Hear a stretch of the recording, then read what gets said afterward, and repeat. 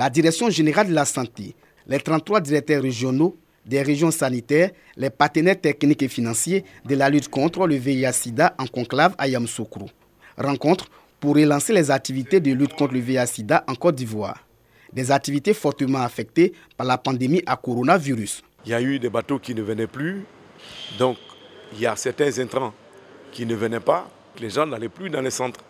Et donc le VIH faisant partie des activités des centres, effectivement, le niveau de fréquentation a baissé. Il y a eu le confinement d'Abidjan et celui qui était à Yamoussoukro, qui prenait ses médicaments à Abidjan, il était obligé d'utiliser des médicaments de Yamoussoukro pour lesquels il n'était pas prévu.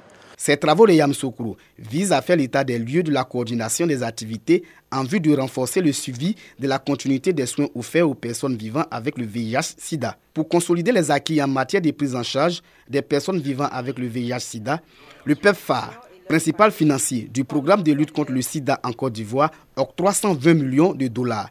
Un appui pour atteindre l'objectif des 3,95. Pour la COP 20, nous allons recevoir 120 millions de dollars.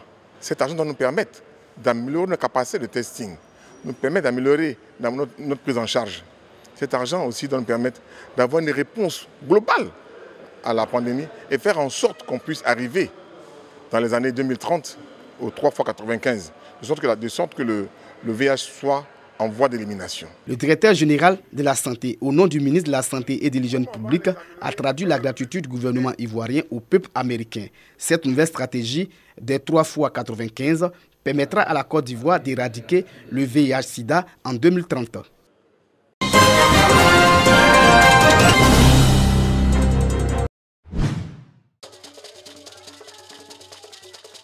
Boniéré, Dougou et Sokala Sobara. Les populations de ces deux sous-préfectures dans le département de Dabakala peuvent pousser un ouf de soulagement. La raison?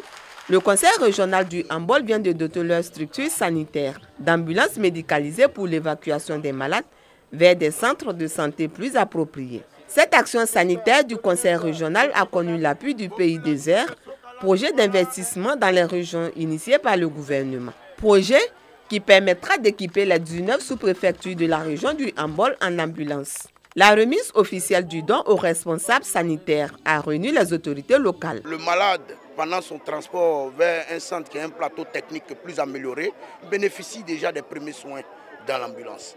On a encore quelques problèmes puisque des zones un peu éloignées des lieux où il y a des CSU ne sont pas dotées en centre de santé. Recevant les clés des véhicules, les bénéficiaires ont traduit leur gratitude au conseil régional et au président de la République Alassane Ouattara pour cet acte de portée sociale. Avant l'ambulance, on avait assez de difficultés, souvent tardivement, pour avoir un véhicule pour évacuer les malades, c'était un peu difficile. On les prenait soit sur des motos ou bien des tricycles. Les populations devraient être rassurées et savoir que nous ferons le maximum ici au cas où la pathologie du malade nous dépasse, on l'envoie dans une structure plus spécialisée. L'homme, la parole du président Alassane Ouattara aussi, il exécute comme le président Ouattara le fait aussi. Mais ce n'est qu'un pas qui a été fait. Une ambulance c'est vrai, mais beaucoup de ça fait encore.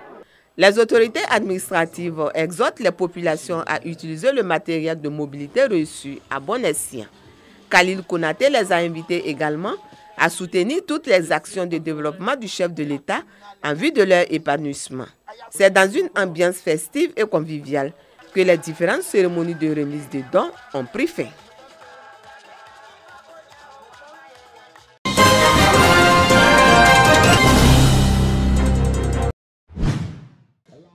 Baptisé Paul Dakio, la 6e promotion de la police municipale vient de célébrer sa sortie officielle. Ce sont au total 23 nouveaux policiers municipaux. Ces agents de sécurité communale ont été formés sur les notions de police de proximité, le droit, la formation commune de base, la sécurité incendie, le secourisme et la protection des personnes et des biens. On veut donner une image encore plus saine de la police, une image qui permettra aux populations de savoir qu'elles ont une police de proximité sur qui elles peuvent compter, qui est toujours à leur côté et qui prendra toujours soin d'elles. Le premier magistrat de la commune de Bouaké et le parrain Paul Dakuyo ont prodigué de sages conseils aux nouveaux policiers municipaux pour la réussite de leur mission. Nous avons choisi comme devise rigueur, honnêteté, serviabilité. Si vous suivez ces trois, vous serez de bons policiers qui vont rehausser l'image de la mairie. La courtoisie et la rigueur dans l'accomplissement des missions qui nous seront confiées. Le respect réciproque et l'esprit d'équipe pour consolider l'union qui fait la force. La discrétion et le respect du secret professionnel dans l'accomplissement de vos tâches quotidiennes. Et en tout lieu, l'impartialité, l'intégrité, la loyauté et la transparence. La remise d'épaulettes et un défilé ont meublé la cérémonie.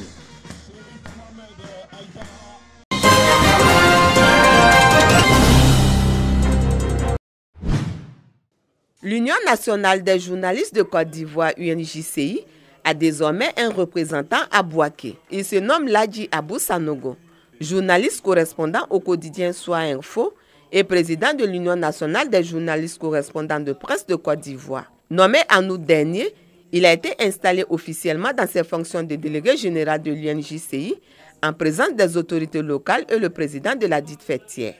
Le nouveau délégué aura pour tâche de rassembler tous les journalistes de l'intérieur du pays. C'est fait pour que les journalistes de l'intérieur soient plus proches de la tutelle qui est l'UNJCI, pour bénéficier bien entendu de formations professionnelles pour que nous puissions exercer notre métier avec professionnalisme et pour éviter quand même toutes les déviations qu'on constate aujourd'hui dans notre presse nationale. Prenant la parole, le président de l'UNJCI a engagé les journalistes à travailler de concert avec le nouveau délégué. Jean-Claude Koulibaly a également traduit son soutien et sa confiance aux nouvelles investies afin qu'ils réussissent la mission à lui assignée. Quand on fait un métier, on le fait dans l'intégrité, dans l'honnêteté, dans le respect des règles. Et je dis toujours aux journalistes, vous n'êtes pas des acteurs politiques, vous êtes des journalistes. La meilleure protection du journaliste, c'est d'exercer son métier dans les limites que lui confère la loi. Acteurs politiques et journalistes, quelle collaboration pour une élection apaisée?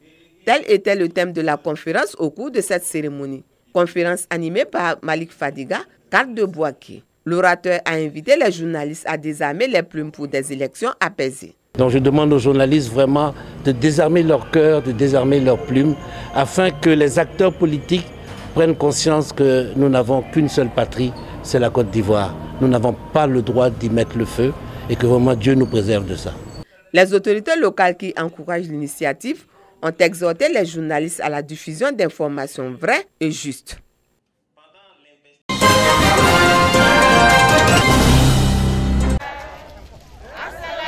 C'est un nouveau départ que prend la communauté musulmane de Bondo en termes de rapports entre coreligionnaires.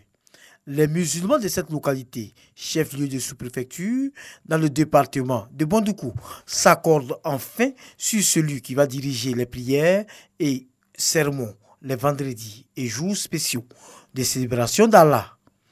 Il s'appelle Cheikh Domba Bamba, officiellement installé comme imam principal de Bondo. Au nom de Dieu, au nom d'Allah et tous son messagers, mes priorités c'est de réconcilier par le Coran et les hadiths du prophète tout le village, toute la population puisse être dans l'entente, dans la paix, dans la concorde. Elle a timité Ismaël en sa double qualité de représentant du grand imam de Bondoukou et du COSIM, Conseil supérieur des imams, est chargé d'installer le nouvel imam dans le strict respect des rites qu'exige l'islam en pareilles circonstances.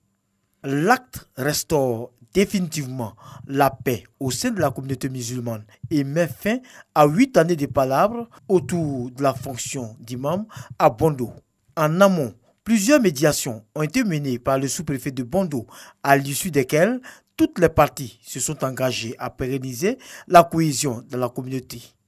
Désormais, la fonction d'imam principal à Bondo obéit au mode de l'alternance. Nous avons élaboré une charte de l'imamat de Bondo, laquelle charte a été signée par toutes les parties. toutes les parties se sont engagées à respecter la dite charte. Et c'est sur le fondement de cette charte que nous avons désigné un imam central ainsi que 4 imams adjoints. Tous sont tombés d'accord, tous ont accepté ces imams et nous sommes allés à la paix. La charte, dorénavant, réglemente le passage du flambeau. En réalité, c'est ce qui n'a pas existé par le passé. Et je pense qu'à partir du moment où un document signé par chacune des parties existe, il n'y a plus normalement de raison qu'on ne s'accorde pas. Et donc, nous avons espoir que ce sera un lointain souvenir des incompréhensions du passé. La paix de retour au sein de la communauté musulmane de Bondo reste à relever un autre défi, son désenclavement et sa marche vers le progrès.